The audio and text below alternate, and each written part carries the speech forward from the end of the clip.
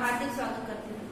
आज कक्षा 9 विषय सामाजिक विज्ञान, जिसमें आपके भारत और समकालीन विश्व जो पाठ्य पुस्तक है उसमें पहला अध्याय जो है फ्रांसीसी क्रांति, उसके बारे में हम आज पढ़ेंगे।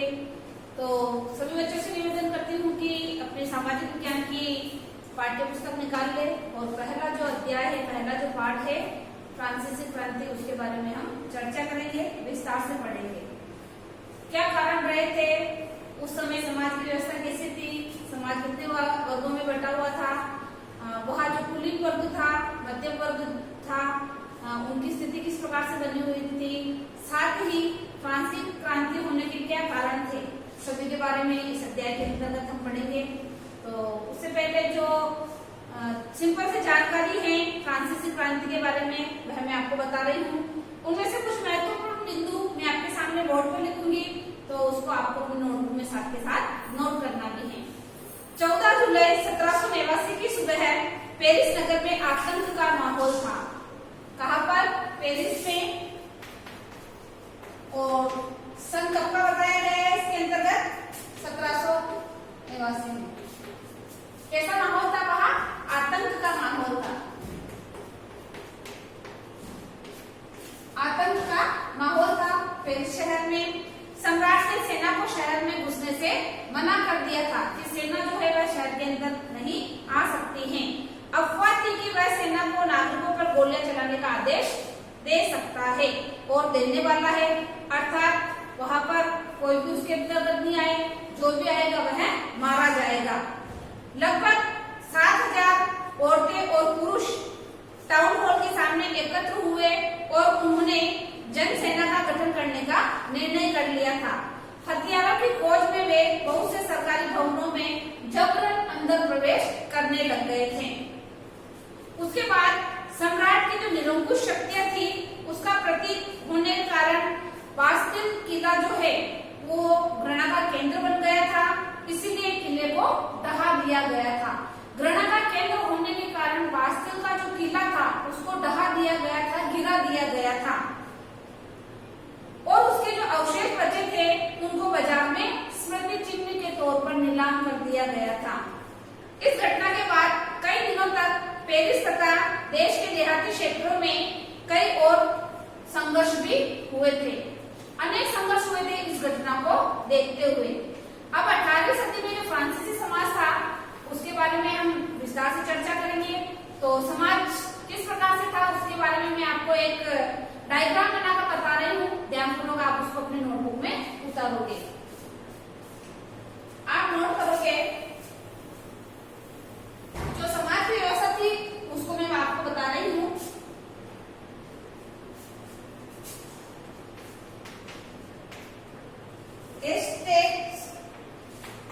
समाज, यह समाज कितने रूपों में वर्गीकृत था?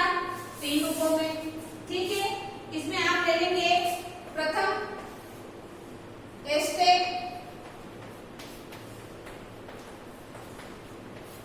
इस आगे लोगे आप द्वितीय एस्टेट, द्वितीय एस्टेट और आगे आप ले लोगे तृतीय एस्टेट। अब प्रथम के अंतर्गत क्या आता था? पाद्री वर्ग। कौन आता था? पाद्री वर्ग। किसके अंतर्गत? प्रथम के अंतर्गत। द्वितीय के अंतर्गत क्या आता था? साथ का साथ आप नोट करते जाओगे। द्वितीय में आएगा कुलीन वर्ग,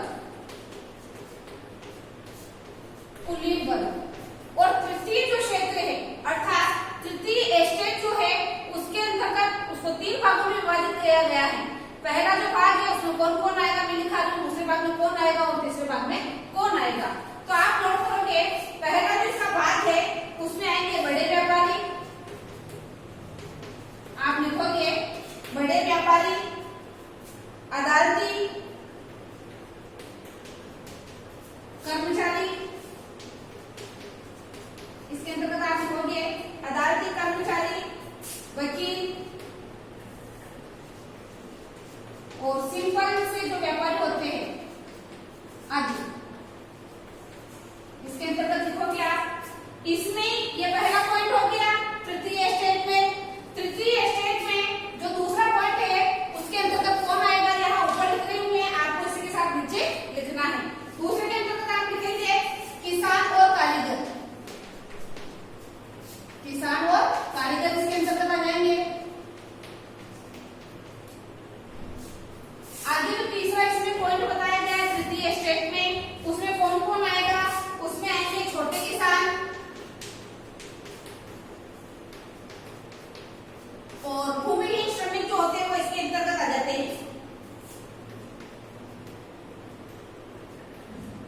मजदूर इसके अंतर्गत आ जाएंगे, भूमिहीन इसमें आ जाएंगे, और इसमें आगे आप देखोगे कि मजदूर आ गए, मजदूरों में आगे आप इसके अंतर्गत नौकर भी ले सकते हैं। तो ये आपको बहुत ही अच्छी तरीके से समझ में आ गया होगा कि फ्रांसीसी समाज में एस्टेट्स जो था समाज वह 3 वर्गों में बटा हुआ था। प्रथम एस्टेट्स उसके अंतर्गत आता था पादरी वर्ग, द्वितीय एस्टेट्स उसके अंतर्गत आते थे कुलीन वर्ग, और तृतीय एस्टेट्स में सबसे ज्यादा आते थे। इसके अंतर्गत बड़े व्यापारी आ जाते थे, अदालती कार्य करने वाले आ जाते थे, कर्मचारी और वकील आ जाते थे, और छोटे मोटे व्यापारी भी इसके अंतर्गत आ जाते थे। आगे इसमें किसान और कारीगर का भी इसमें स्थान था, और छोटे किसान, मजदूर, भूमिहीन किसान, नौकर आदि इसके अंतर्गत आते थे। ध्यानपूर्वक आप इसको नोट करोगे। इसके बारे में मैं विस्तार से आपको बता रही हूँ, ध्यानपूर्वक आप सुनोगे। अपने नियमित खर्चों जैसे सेना के रखरखाव, राज दरबार, सरकारी कार्यालयों तथा विश्वविद्यालयों को चलाने के लिए फ्रांसीसी जो सरकार थी वह करों में वृद्धि कर रही थी। इसलिए समाज को 3 वर्गों में बांट दिया गया था। अलग अलग वर्ग से अलग अलग प्रकार से कर लिए जाते थे। अब वो कर कौन कौन से थे वो आपको मैं दिखा रही हूँ, उसके बारे में आप ध्यानपूर्वक देखोगे। ये सभी ने नोट कर लिया होगा। आगे जो कर है उसके बारे में दिखा रही हूँ आपको, उसको भी आपको नोट करना है। अति लघुवात्मक प्रश्नों में उस प्रकार से पूछ लिया जाता है कि टाइप कर से आप क्या समझते हैं, या टाइप कर किसके लिए लगाया जाता था। तो इसमें आप देखोगे टाइप एक तो कर दिए था, एक आगे इसी में था टाइप। ये एक प्रकार के कर थे। टाइप जो है वह धार्मिक कर था। क्या था? धार्मिक कर था टाइप, नोट करोगे आप। और टाइप जो था यह प्रत्यक्ष कर था। क्या था? प्रत्यक्ष कर था। इसको आप नोट कर लोगे। इसके बारे में विस्तार से मैं आपके सामने चर्चा कर रही हूँ, ध्यानपूर्वक आप उसको सुनेंगे। एस्टेट का भी आप आपके सामने मैं लिख देती हूँ, इसको भी आप नोट करोगे। इनमें से कोई सा भी प्रश्न अति लघुवात्मक के रूप में एग्जाम में पूछ लिया जाता है। क्रांति पूर्व फ्रांसीसी समाज, क्रांति के पूर्व जो फ्रांसीसी समाज था उसके बारे में बताया गया है। फ्रांसीसी समाज में सत्ता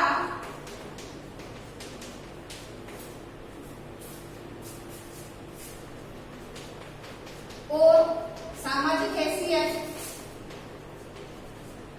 और सामाजिक जो समाज में व्यक्ति रहते थे उनकी सामाजिक हैसियत को अभिव्यक्त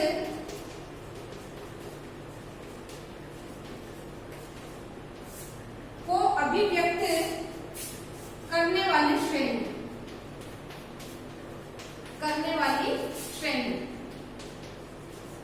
अर्थात अगर एग्जाम में आपसे क्वेश्चन पूछ दिया जाए कि एस्टेट्स क्या था, तो इसमें आप लिखोगे कि क्रांति पूर्व जो फ्रांसीसी क्रांति हुई थी उससे पूर्व फ्रांसीसी समाज में सत्ता और सामाजिक हैसियत को, अर्थात किसी व्यक्ति की सत्ता और उसकी सामाजिक जो हैसियत होती थी उसको अभिव्यक्त करने वाली श्रेणी, ठीक है, अभिव्यक्त करने वाली श्रेणी को क्या कहा गया है? एस्टेट्स कहा गया है। पादरी वर्ग जो है, पादरी, उसके बारे में भी आप नोट कर लीजिए कि पादरी क्या था। पादरी के अंतर्गत आप लिखोगे चर्च के विशेष कार्यों को करने वाला, चर्च के विशेष कार्यों को करने वाले व्यक्तियों का समूह, व्यक्तियों का समूह है, क्या कह रहा था? पादरी, ठीक है। अर्थात चर्च के जो विशेष कार्य होते थे वो पादरी देखता था। आगे इसमें आप देखोगे टाइप, चर्च द्वारा वसूल किया जाने वाला कर, यह एक धार्मिक कर था और किसके द्वारा वसूल किया जाता था? चर्च के द्वारा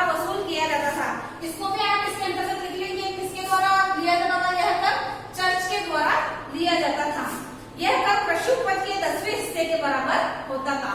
कृषि उपज का जो 10वां हिस्सा होता था उसके बराबर यह टाइल जो कर है वह लिया जाता था। यह धार्मिक कार्य है और यह चर्च के व्यक्तियों द्वारा लिया जाता था। फिर टाइल है, यह भी एक कर है, इसको प्रत्यक्ष कर कहा गया है, अर्थात सीधे राज्य को अदा किए जाने वाला कर क्या कहलाता था?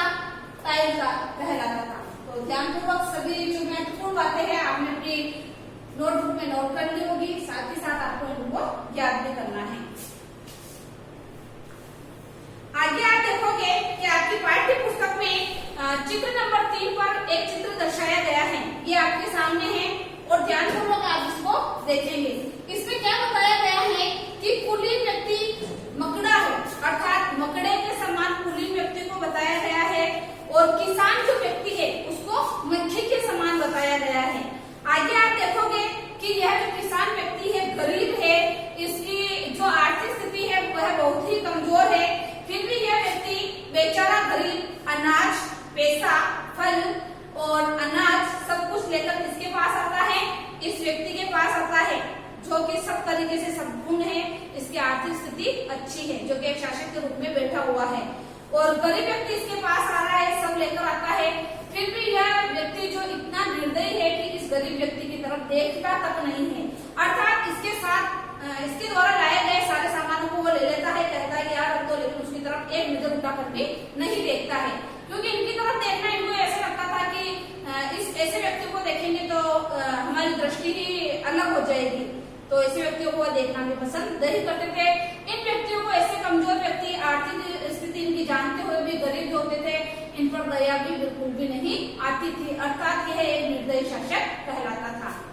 अर्थात मोटू जमींदार सब कुछ स्वीकार करने को तैयार बैठा है। यह व्यक्ति जो अच्छा हट्टा कट्टा सा है, आराम से बैठा हुआ है, इसकी किसी चीज की कमी नहीं है, फिर भी गरीब व्यक्तियों से ये हर चीज लेने के लिए तैयार बैठा है, पर वह उसको एक नजर भी देखता नहीं है। यह इस चित्र के माध्यम से हमें पता चल रहा है। फिर शैतान को, अर्थात गरीब व्यक्ति जो अनाज लेकर आया, फल लेकर आया, पैसे लेकर आया है और भी जो कीमती सामान है वह लेकर आया है, तो उस चीज को लेने के लिए कह रहा है कि शैतान को जितना दो उसका लालच उतना ही बढ़ता जाता है। व्यक्ति जो होता है जब लोभ और लालच में पड़ जाता है तो ऐसे व्यक्ति को जितनी बार दिया जाता है उतनी बार वह उनके लिए कम होता है, यानी उनकी जो भूख होती है, लेने की जो लालच की जो भूख होती है वह बढ़ती ही जाती है। आगे आप देखोगे कि जीने का संघर्ष, अर्थात फ्रांसीसी समाज में जो आम नागरिक थे वो जीने के लिए किस प्रकार संघर्ष करते थे। फ्रांस की जनसंख्या 1789 के अंतर्गत बताई गई है, उसमें 2.8 करोड़ हो गई थी 1789 में फ्रांस की जनसंख्या। परिणाम यह हुआ कि अनाज जो है उसकी कमी भी नहीं थी, तभी जो ऊंचे व्यक्ति जो थे उनको उनकी कालाबाजारी करते थे, रोक लेते थे, और गरीब व्यक्ति जो होता था उसको 2 टाइम का भरपेट भोजन भी नहीं मिल पाता था। तो उस समय क्या हुआ, अनाज उत्पादन की तुलना में उसकी मांग काफी तेज थी, जितना होता था उससे भी उसकी मांग तेज थी, क्योंकि पहला कारण क्या हो गया, जनसंख्या वृद्धि। फिर इसमें देखेंगे कि अधिकांश लोगों के मुख्य खाद्य पदार्थ जो था वह क्या था, पाव रोटी थी। पाव आप सभी इससे भली भांति परिचित होंगे, उसको ही वह बनाकर खाते थे। तो उसमें भी क्या हुआ, उसकी भी जो कीमत थी उसमें वृद्धि कर दी गई थी। तो आम जो जनता थी, अर्थात जिनकी आर्थिक स्थिति अच्छी नहीं थी, ऐसे व्यक्ति उस पाव को भी नहीं खरीद पाते थे और उनको भूखा ही रहना पड़ता था। अधिकतर कामगार कारखानों में मजदूरी करते थे। अधिकतर व्यक्ति जो है वह कारखानों में क्या करते थे, मजदूरी करते थे, श्रमिक का कार्य करते थे, और उनकी जो मजदूरी होती थी वहाँ का जो मालिक होता था वही तय करता था, और उनसे काम जो मजदूरी दी जाती थी उसका 4 गुना काम उससे करवाया जाता था। अर्थात इसके कारण उनकी आर्थिक स्थिति धीरे धीरे कमजोर होती गई और व्यक्ति गरीब से भी और ज्यादा गरीब होता गया। यानी गरीब जिसको 2 टाइम का खाना मिल रहा था, उनकी स्थिति ऐसी हो गई थी कि उनको 1 टाइम का भी नसीब नहीं हो पा रहा था, क्योंकि महंगाई इतनी बढ़ चुकी थी। लेकिन मजदूर महंगाई की दर से नहीं बढ़ रही थी, मजदूरी जो है वह नहीं बढ़ रही थी, सिर्फ महंगाई बढ़ रही थी, ना कि उन श्रमिकों की मजदूरों की मजदूरी बढ़ रही थी। फलस्वरूप क्या हुआ, अमीर गरीब की खाई चौड़ी होती गई, अमीर जो है और अमीर होता गया और गरीब जो है और गरीब होता गया। इसके लिए एक उदाहरण लेंगे तो कहा जाता है कि घी में घी सब डालते, जब दीपक किया जाता है मंदिर वगैरह किसी स्थान पर हम जाते तो देखेंगे जो घी का दीपक जल रहा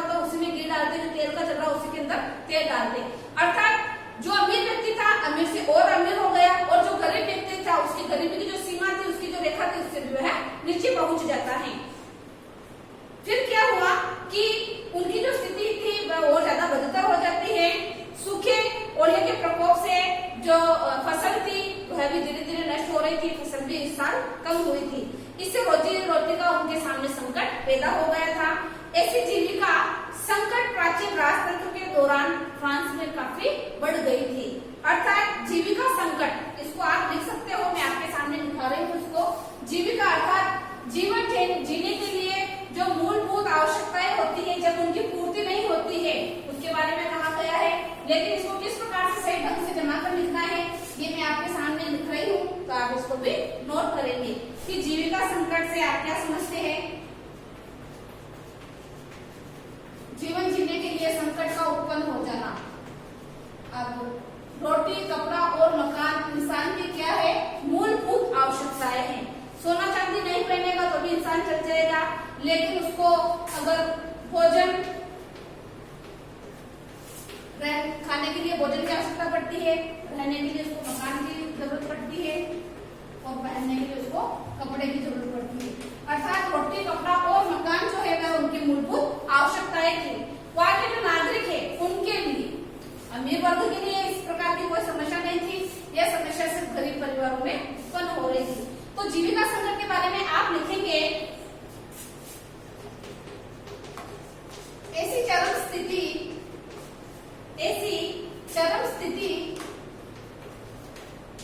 जब, साथ के साथ आप लिखोगे, जब जीवित रहने के लिए न्यूनतम, आगे आप लिखोगे न्यूनतम साधन, अर्थात न्यूनतम साधन मैंने आपको बताया है ना, रोटी, कपड़ा और मकान। न्यूनतम साधन भी खतरे में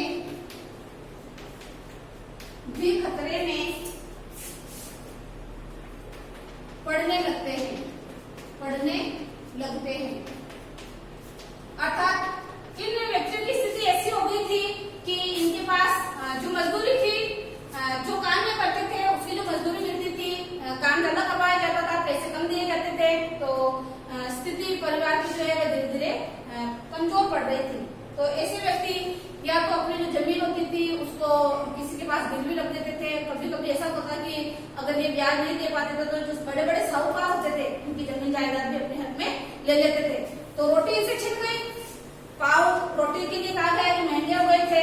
कपड़ा, फिर ऐसे व्यक्ति खाए क्या, तो खाना जरूरी है तो वह कपड़े भी नहीं खरीद पाते थे। तो तीनों जो मूलभूत आवश्यकताएं है जो व्यक्ति के लिए जरूरत की है वह इनको उपलब्ध नहीं हो पा रही थी। इसलिए कहा गया है ऐसी चरम स्थिति जब जीवित रहने के लिए न्यूनतम साधन भी खतरे में पड़ने लगते हैं। अर्थात उसका अर्थ क्या हो जाता है, जीविका संकट हो जाता है।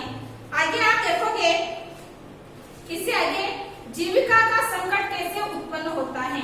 इसमें जो 3 कारण आपकी पुस्तक में बताए गए हैं, जैसे कि खराब फसल। अब खराब फसल अगर हो जाती है तो उसके लिए बताया गया है अन्नाभाव, अर्थात अन्न का अभाव होता है। खराब फसल होगी तो अन्न का अभाव ऑलरेडी हो जाता है। इसके आगे क्या होता है कि खाद्य पदार्थों की कीमत बढ़ जाती है, मृतकों की संख्या में वृद्धि हो जाती है। किससे? महामारी से। और महामारी फैलती है तब जो खाने की लाली पड़ जाती है उसके लिए खाद्य पदार्थों के लिए दंगे होते हैं, और व्यक्ति को अगर पौष्टिक भोजन नहीं मिलता है तो व्यक्ति कमजोर हो जाता है, और अब गरीब गुरबा पाव रोटी भी नहीं खरीद पाता है। अर्थात जो कमजोर वर्ग के व्यक्ति है, गरीब है, मजदूर है, श्रमिक है, उनको वह पाव रोटी भी नसीब नहीं हो रही है। अर्थात यह था जीविका संकट का चक्र।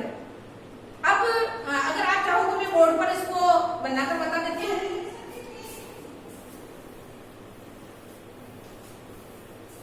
जीविका संकट का जो चक्र है उसके बारे में आप लिखोगे।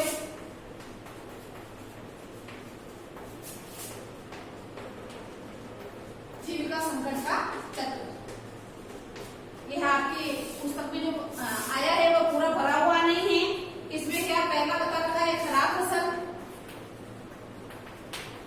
ठीक है, खराब फसल से क्या हो रहा है आगे आप देखोगे, ऐसे कॉलम बनाकर आपको करना है। अन्नाभाव, इससे अन्न के अभाव से क्या हो रहा है, खाद्य पदार्थों में कमी, खाद्य पदार्थों की कमी, या फिर बढ़ती कीमत। इसके आगे आप देखोगे कि गरीब व्यक्ति है, गरीब व्यक्ति जो है वो पाव रोटी भी नहीं खरीद पा रहा है, पाव रोटी नहीं खरीद पा रहा है, जिसके कारण क्या हो रहे हैं, दंगे हो रहे हैं। दंगे हो रहे हैं तो व्यक्ति को पौष्टिक भोजन नहीं मिल रहा है, तो उसका स्वास्थ्य कमजोर हो रहा है, स्वास्थ्य कमजोर। इसके अंतर्गत आप लिखोगे, आप अपने पाठ्य पुस्तक से देखकर इसको बहुत ही अच्छी तरीके से बना सकते हो। बीच में जो है वह कार्य हो जाता है महामारी, महामारी से दंगे हो रहे हैं, स्वास्थ्य का कमजोर हो रहा है।